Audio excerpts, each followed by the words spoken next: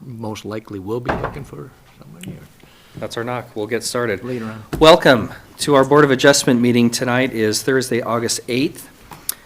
We have a number of items on the docket here, although I think what we'll go ahead and do is let's just skip down and start right into it since we have people here who presumably would like to hear about the variance that we're going to hear. It's a proposal for variance at 412 East 3rd Street. And Mike, we'll turn the time over to you.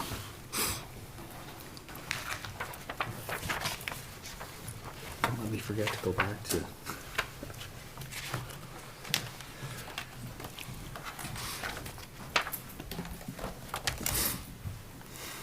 Thank you, Mr. Chair, board members.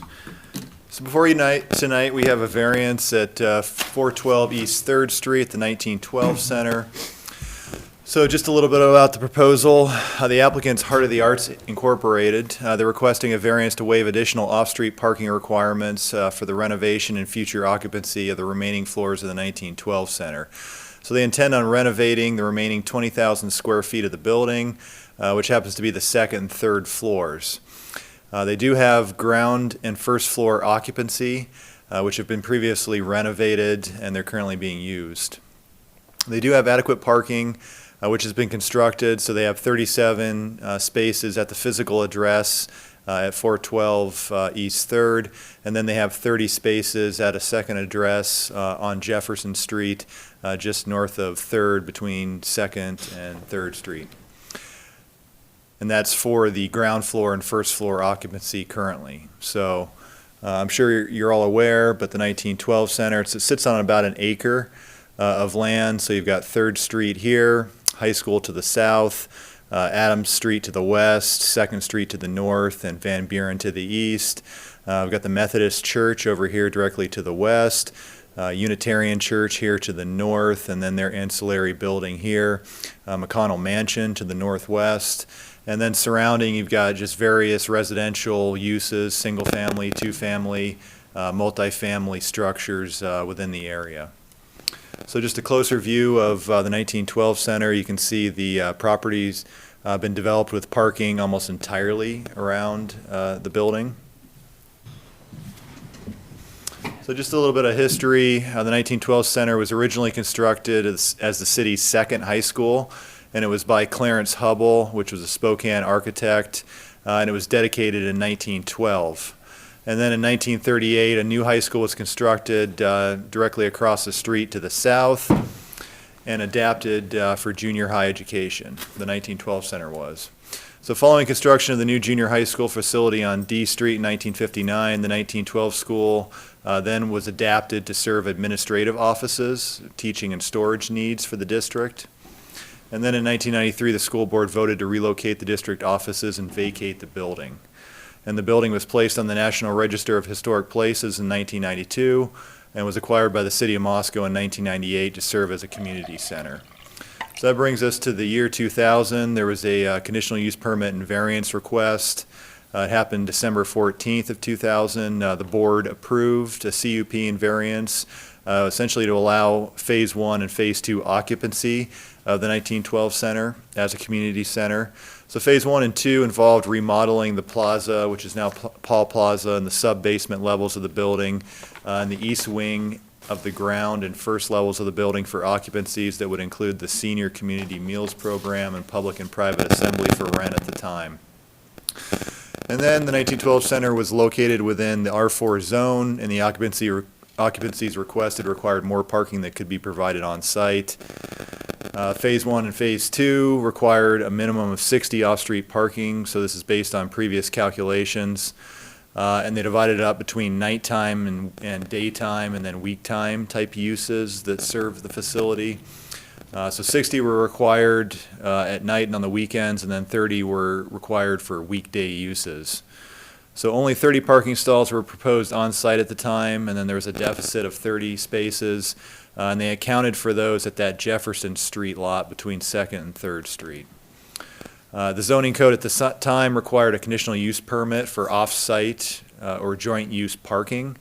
We don't do that now, but if you were within 500 feet previously, you could get a CUP for the off-site parking. Currently, it's just administrative approval for within 500 feet of the facility. So the CUP request was to allow the 1912 Center to satisfy the additional 30 spaces at that Jefferson Street parking lot to achieve the 60 that they needed for occupancy of the Phase 1 and Phase 2. The variance request is really just associated with the parking lot, and it was at their physical address at 412. So it allowed the required parking to be located in the street right away. So you have the building footprint in order to meet parking lot standards. The property actually wasn't large enough to meet those standards, and so they required a number of variances. And so a portion of it was in the street right away, and we could take a look at here in a second. It allowed the required off-street parking to be located in the front and street side yards. So at the time, if you have institutional type uses and you're in an R4 zone, you're required to shift the parking back from the front and street side yards. And so that was the requirement there, and they got a variance for that. And then it permitted a reduction in the type A landscape buffer, and this was required to be adjacent to the parking lot between the other properties. They also allowed a 2-year delay in the planting. So since those were approved, Phase 1 of the project, which included the great room, the kitchen, and Paul Plaza, opened to the public in October of 2001. Phase 2 was the Senior Center and Friendship Hall, and that opened in June of 2002. And then that brings us to the rezone that happened in 2003, and that was January 21st. The council ended up approving a rezone request for a number of institutional buildings in the city core. And the first one was the school district, high school, the Latah County Courthouse, and the 1912 Center, and the Presbyterian Church. Those were the 4 buildings, and so those were all included in one rezone proposal.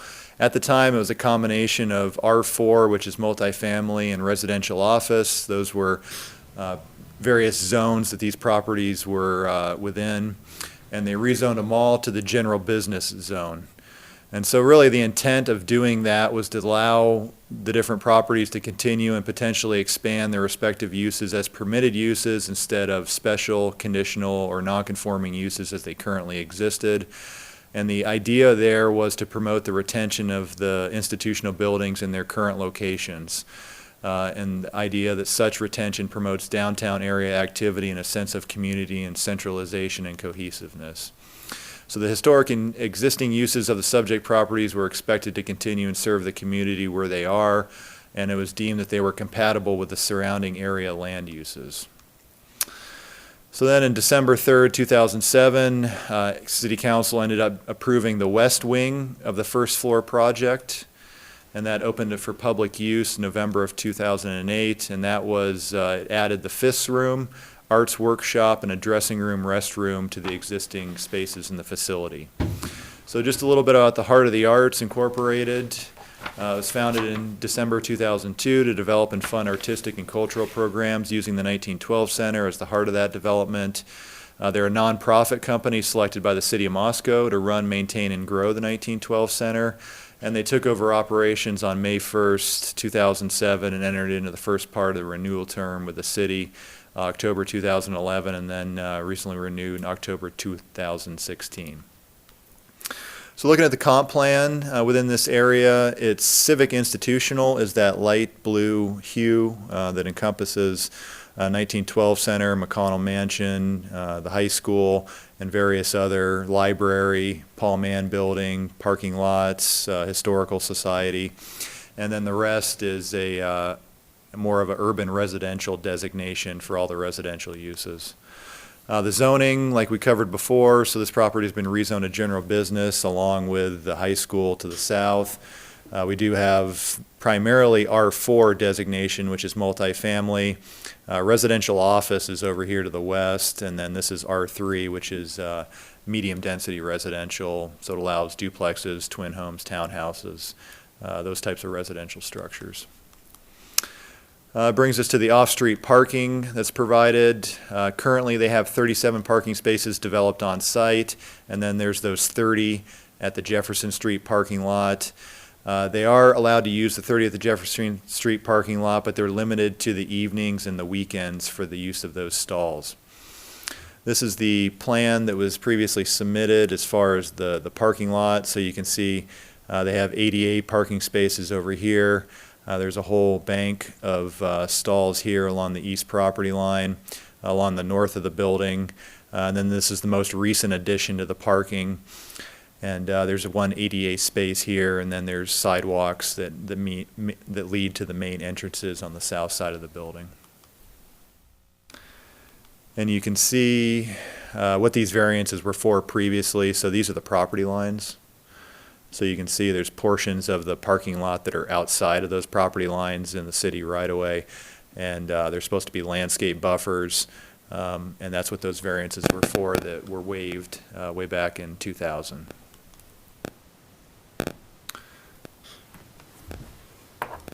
And this is a view of the Jefferson Street parking lot that they have access to at nighttime and weekday. There's 30 spaces here. We're at City Hall over here, and this is the Paul Mann building here. So it brings us to the floor plans. This would be the ground and the first floor. So you've got Paul Plaza, the Great Room, Arts Workshop, Fifth Room, Friendship Hall, Senior Center. And then this would be the proposal for the second level. And so kind of the same concept, and then this would be a conceptual. So the idea here is just flex classrooms kind of in the northwest and the northeast, more of an auditorium here to the north, historic classroom, which Jenny can talk a little bit more about, reception gallery space, and then a community living room here to the southeast. Then it would be served by an internal corridor running east-west here. And then the same idea for the third level. So the concept would be primarily just flex classrooms in these spaces on the ends, maybe a kitchen area, I think, on the northeast. And then this would be more of just a assembly area, gallery area in the main level. So taking a look at the required parking, so this is classified as a neighborhood community center in our zoning code, and the parking requirements are 1 per 4 seats, and this is primarily for rooms and classrooms. Or if it's assembly area, just open assembly, it's 1 per 100 square feet. And so that's why you see the different calculations here. So great room, obviously, it's 1 per 100 square feet, and so you just run down of all the proposed uses. So the way we calculate the number of seats is just try to get a maximum occupancy and a standard seating arrangement for those rooms, and that's how we determine the number of seats, and then in response the number of parking spaces. And so you get to be about 180 spaces that are required at total occupancy for all the floors. So just to recap, we have 67 right now. 180 spaces are required at full occupancy, so that results in a variance needed for 113 spaces for the full occupancy of the building. And I have these that Jenny had submitted as part of the packet, and I'm not going to go through them, but I'll let her come up and talk about kind of the plan as far as management of the different rooms when they do have full occupancy of the building. But I have them here so we can reference them and go back and talk about how they plan on managing the different floors and the different rooms during that time. So staff's remaining neutral of the variance request to waive additional off-street parking requirements for the renovation and future occupancy of the remaining floors of the 1912 Center. And the board shall direct staff to prepare RCS to be reviewed at a following meeting. And I'd certainly be able to answer any questions you might have. Any questions for Mike? Yeah, I got one. Yeah, Mike, it's also my understanding that the high school, when they did their past 2 renovations to the building, they're also operating under a parking variance, isn't that correct? They got a variance as well, correct? Yeah, okay, thank you. Mike, is the parking lot that's just to the east of City Hall here that we all just went by an option to be considered just like the other off-site parking lot is on Jefferson? And I don't know if it was Talking about this parking lot here? It's just right across from the other one that's being counted? Or night use, well, obviously you have a yeah, problem during day, I know that. The issue would be that it's greater than 500 feet away. Is that it? So we really couldn't consider that. It is public parking, so there is, we do have green permit parking for a number of these spaces. There's a number of the spaces that are fleet parking. But after hours, this is a public parking lot. So they're able to, people they come from anywhere. If they want to go downtown, they can park in this parking lot. It's a public one, so patrons of the 1912 Center could certainly use this after hours. We just won't be able to give designated credit to it just because they can't really reserve it. It's greater than 500 feet and it's an open parking lot right now. So But the other one is reserved then for them. this one, we currently don't have signage that it's reserved for them, but it's pretty much empty after hours. But they do have access to it at nighttime and on weekends. Any other questions? All right, thank you, Mike. With that, we will go ahead and open up the public portion of this hearing, and we'll invite the applicant, if they would so desire, to come forward and talk with us a little bit about this. And we'll ask you to state your name and address for the record, and do it clearly because Ann is not here to write it down, so she'll have to listen to the recording to make it happen. So your assistance is appreciated. Okay, thank you. I'm Dwight Curtis. I'm the Parks and Recreation Director, so staff. Do you want my home address or the city's? Cities is fine. Okay, I don't know what the city's address is. It's P.O. Box 9203, Moscow, Idaho. And, but I am the Parks and Recreation Director, and I just bring that up to let you know, if you didn't already, that I'm the liaison to this project itself. The 1912 Center falls under Parks and Recreation as a facility, and I work hand in hand with Heart of the Arts on this, have been for 16 years. And I don't know if I'm lucky or if I just need to get out more, but this is the first time I've been to a Board of Adjustments meeting. Anyway, I just wanted to introduce myself, and with that, I'll turn it over to Great. Jenny Kostroff. She's the Executive Director of Heart of the Thank you very Arts. much. Appreciate your comments. Hello. So I'm Jenny Kostroff. I live at 416 North Lincoln Street, and I am the Executive Director of Heart of the Arts. And Heart of the Arts was the company selected by the city to run, maintain, and grow the 1912 Center. And so it's a great honor to get to work with our community, both in running the existing spaces, but also in fundraising and creating potential new spaces upstairs for the community to use. I'm really glad that Mike left the chart up for you all to see these specific numbers, because I think it helps a lot with talking about our management plan for the coming spaces. So this variance application has come up because we are at a place where we're ready to put our plans in for the second floor to showcase, to get those approved for construction, hopefully beginning in January if everything goes according to plan. And that would bring 6 new spaces on board. They're listed up here. Mike had the example of the visual that we can show you in a little bit, but specifically flex classrooms, 2 different flex classrooms.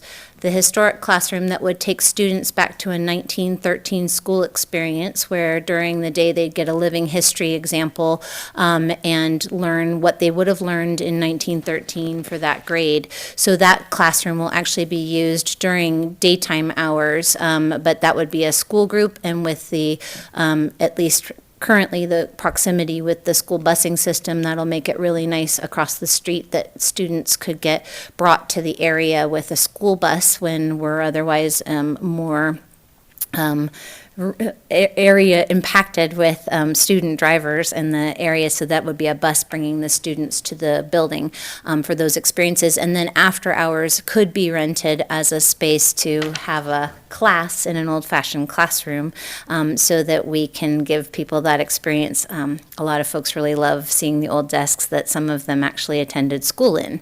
And then the auditorium space, like they said, an assembly space, 100 persons seating in that room is comfortable with a small stage that is not even as tall as the bank of tables you're sitting at currently for height. And so it's a small stage allowing for small performances, recitals, lectures where you would have a dais to stand on, and that would allow people to be seen if they're like a quilter group showing a quilt, being able to be seen with the audience seeing that material.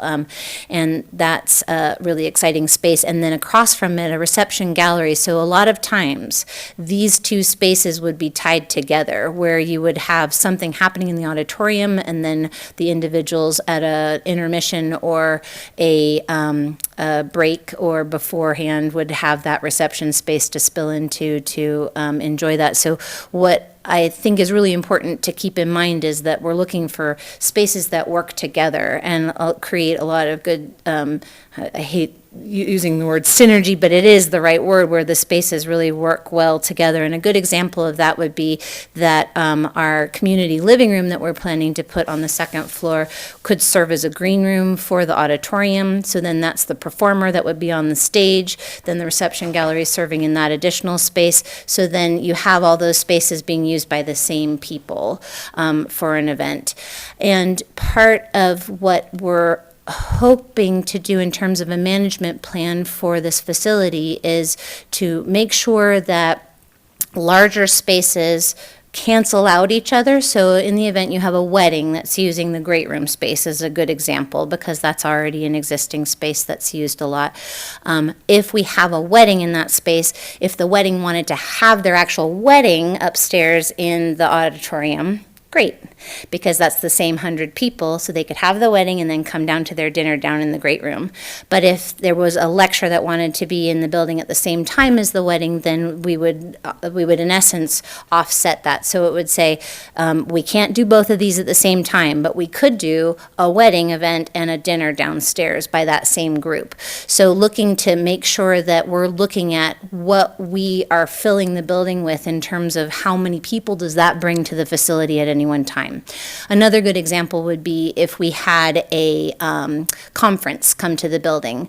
A lot of times conferences will have a main keynote, and then they will break out into smaller spaces to have classes and workshops. And having our larger spaces only serving about 100 people, then you would be looking at spreading those 100 people out into other classrooms.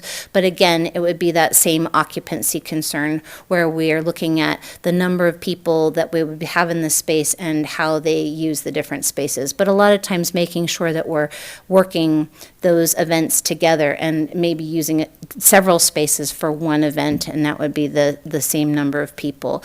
So our proposal is that because we've currently got the ground floor and the first floor accommodated in our current parking needs requirement, like we looked at the spaces that exist currently, and we're less than the 67 that are available to events in the evenings and on the weekends.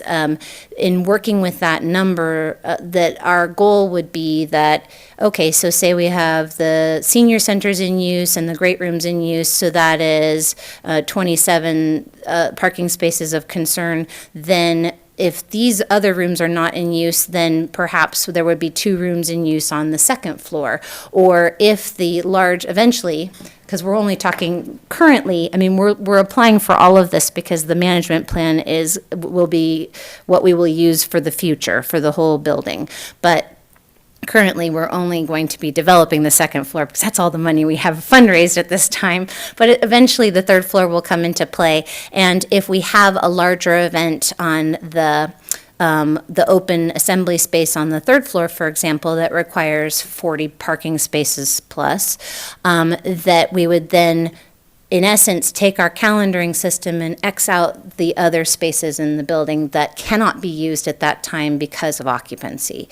And in larger cities, I've studied this with spaces that serve the wedding industry. My husband lives in New York City, so I've been watching how buildings work the multiple spaces at the same time. And one of the things that they will commonly do is say, okay, you're going to eventually have, like, say this evening you're having an event in the great room. You could have 1 to 2 people come to do a setup, but no more than that. So they limit the number of people that can enter into a space to do a setup while some other larger event is happening. And when that has cleared out, then that group enters into their contract where all the people can come into that space when the other one has been vacated. So I really like things like that because I also think load on the building is really important. We don't want people getting lost. We want to be able to watch out for them. We don't want to have staffing that requires us on every single floor at the same time. It's really good for maintenance and operation of the facility. So I'm really excited about approaching this in a smart manner because we do have a very busy section of town here with the high school when it's in session, and on the weekends the churches are all in session and they've got their parking requirements. And along those lines, we've been a good neighbor in terms of sharing because on Sunday mornings the 1912 Center is not in use, and so the Methodist Church and the Unitarian Church both have an understanding that they may use our parking spaces in the neighborhood, so we share the lot so that they can have those spaces available to them. So looking at the big picture, we're trying to make sure that we are a good neighbor to everybody and that we are looking out for how that all interacts. But I'm open to questions, and I don't know if I've been clear, but I'd love to answer whatever I can. No. Do you ever take a breath? No. Jenny, would you say that the use of the 1912 Center now and the future use, that most of the events either happen after hours or weekends? Most of the time it is because of parking that I would say that that's the case, except for the senior program. They have the senior meals on Tuesdays and Thursdays during the daytime.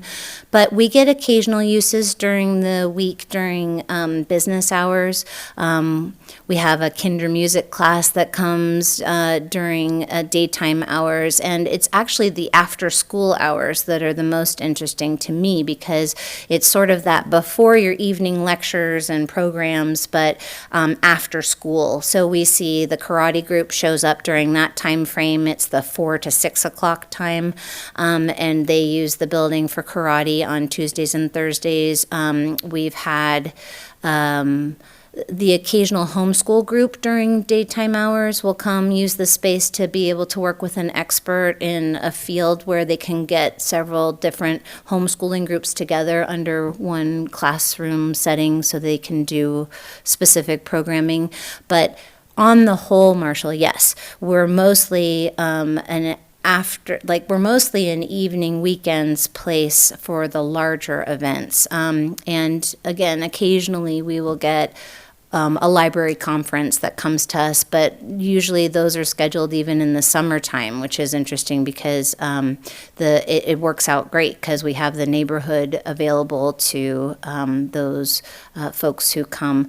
And one of the things we did talk about in our proposal in the event we were to have something that happened during business hours, that we would work to partner with local hospitality locations like Fairfield Inn and Suites or the Monarch Motel downtown, in that they have shuttles and they could work with us if they wanted to be able to start talking about doing a conference where they would host the hotel portion of the conference and we would be the space because they don't have physical space to do breakout groups and all that stuff. That might be something that we could do. Our limitations right now tend to be that the senior meal is it's always on Tuesdays and Thursdays. So that is all morning until 2 o'clock in the afternoon with cooking the meal and serving it to the community. So the great room itself is in use during that time, and a lot of the seniors get bused or carpool, and so Smart Transit's running during that time frame, which is also really helpful. So if there is something at the building during the daytime hours, that the busing system in town comes right along 3rd Street. So it's been helpful for being able to offer space during those times.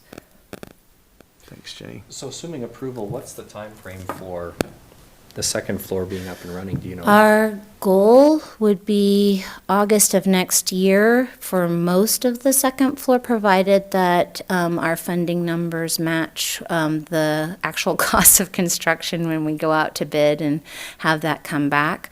In the event we can't complete the entire second floor, we would bring it on room by room. And honestly, with our community, it's nice to do it that way, where we're unveiling one space at a time so that people can figure out how they would use that space and get to know it, and then use it appropriately, and then we can add more spaces as the community gets to know the new spaces. I think it's we're adding different kinds of spaces to what we have to offer. And so we actually are starting to do some really smart things in the building currently. So the senior center is a great example. The senior center space used to be the place that the seniors knew they could hang out all the time. That was it. Well, since I've been running the building, we've started to expand them from one room into what's the appropriate use for what you're doing. So they have a senior board meeting for friendly neighbors, for example, and they've been having that meeting in the senior center where people are also visiting me to try to rent the building, and it's that shared space. And I said, would you guys like to use the Fisk room for these meetings? Because that's a meeting room. And they said, oh, that would be lovely.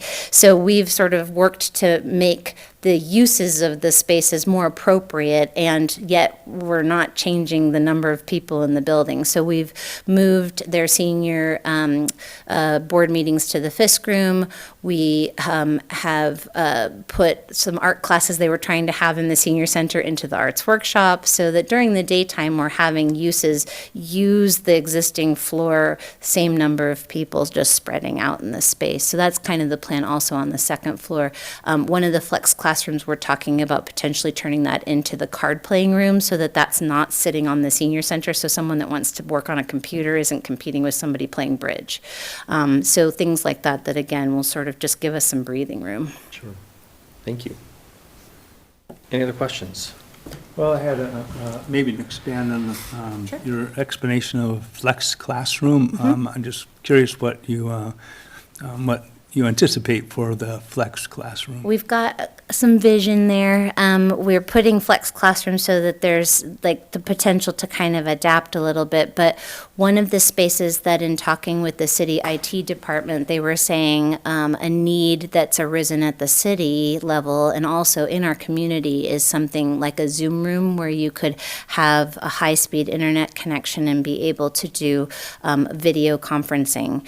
And we've in talking with the folks at the city, we already have fiber optic from the city to the building that's not being used. So it's landed and it's there in the building, but we have a partnership with First Step Internet because they have an antenna on the roof, and so they provide a free Wi-Fi for the building for the community, which is great, but it's not necessarily the best for a higher speed connection to be able to do video conferencing. So we were talking about potentially landing that and having a partnership with the city's IT department at some point down the road, that we would get that landed so that it could be used by city staff to do video conferencing as needed, as well as our community where they don't have the resources and they just want to attend a video conference that they don't know anything about, and they want to walk in and go, you do it, we don't know how to do this.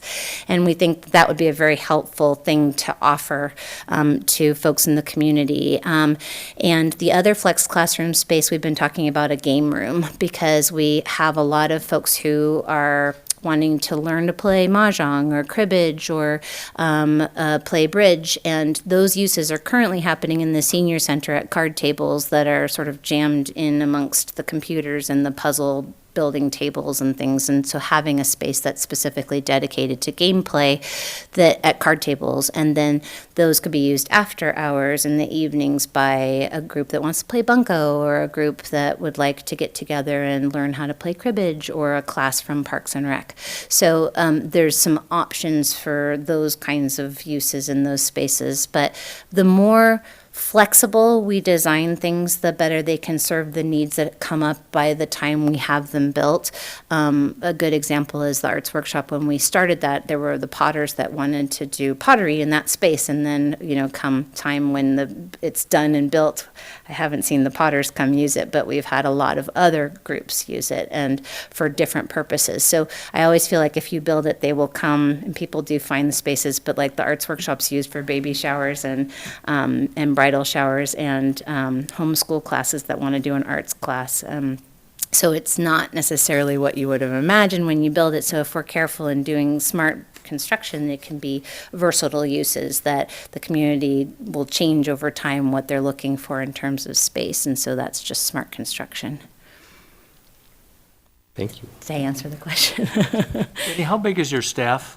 Well, I'm the only full-time staff person, but I have 2 janitors in the facility that are our own janitorial team, and then we have 4 to 5 event coordinators and building supervisors. That number fluctuates over time. Several of them are high school students, and then we have some U of I students and some community members that are beyond the student age who are part-time, and they just work with events. So I schedule them based on the events that are in the building. So like right now, there's an event going on at the building, there's an employee that's there with that event. So they're specifically tied to events, and their wages come from those specific rental incomes.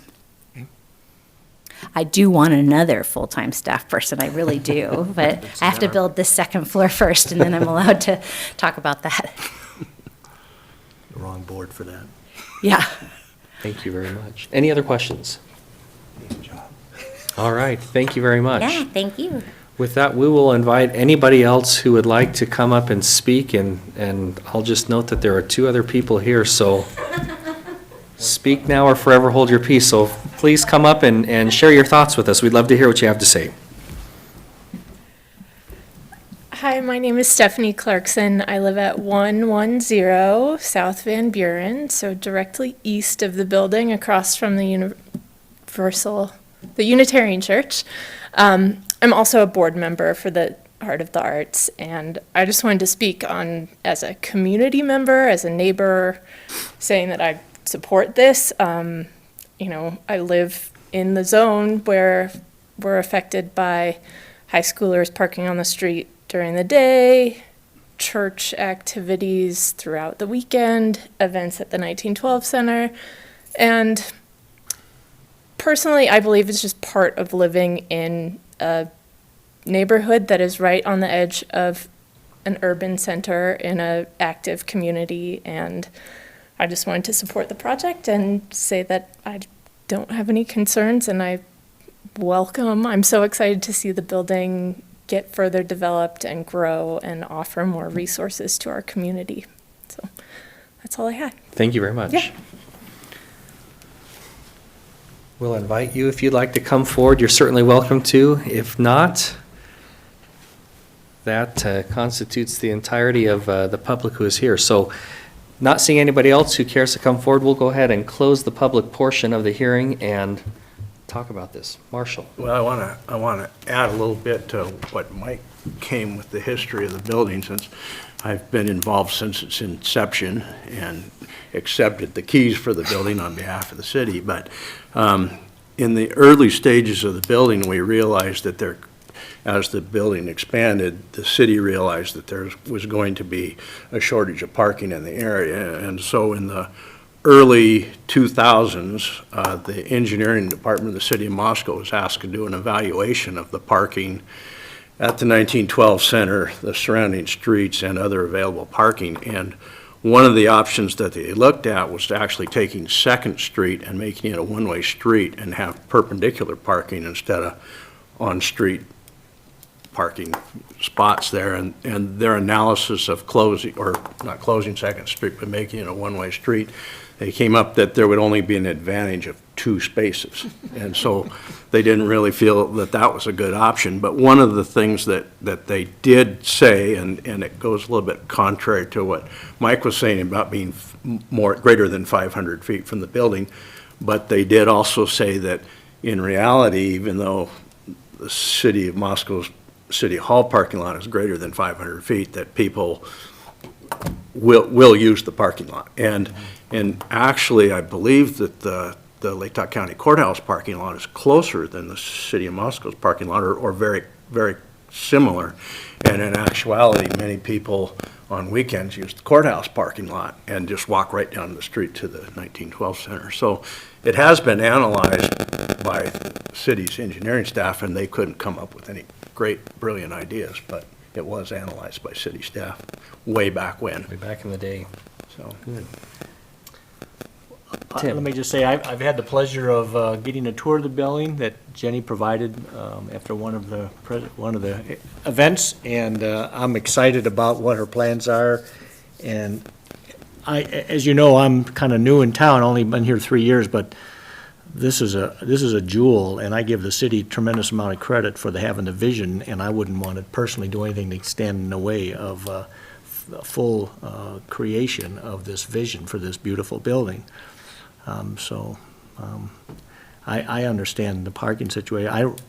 But not only the one I mentioned, but Marshall just talked about the courthouse, and then the one across the street here. A lot of these are not used in the evening or in the weekend, and if so, people have to walk a little bit further. But I don't really see it as a major issue.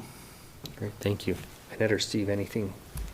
No, I think that, just as the others have said, that the building is a real asset to the community, and as far as the neighborhood goes, the 1912 building hasn't snuck up on anybody. It's been there for a while. So, it's not a new creation that everyone has any issues with. So, As evidenced by the lack of anybody out there. Usually when we're dealing with parking, we have a room full out here talking about how terrible parking is downtown, so. yeah. So I think that the neighborhood has been acceptive of this building since the exception and the inception of the remodel of it that's been going on. Great. Any Yeah, comments, well, Annette? I think, Jenny, this is just amazingly well thought out vision for the building. And the benefit that the community will have from it will be far outweigh walking a block or two more to get to whatever they need to get to for your building. So thank you. Well, when I initially looked at this, I thought 187 parking spaces, or whatever was the number was 100 and a bunch.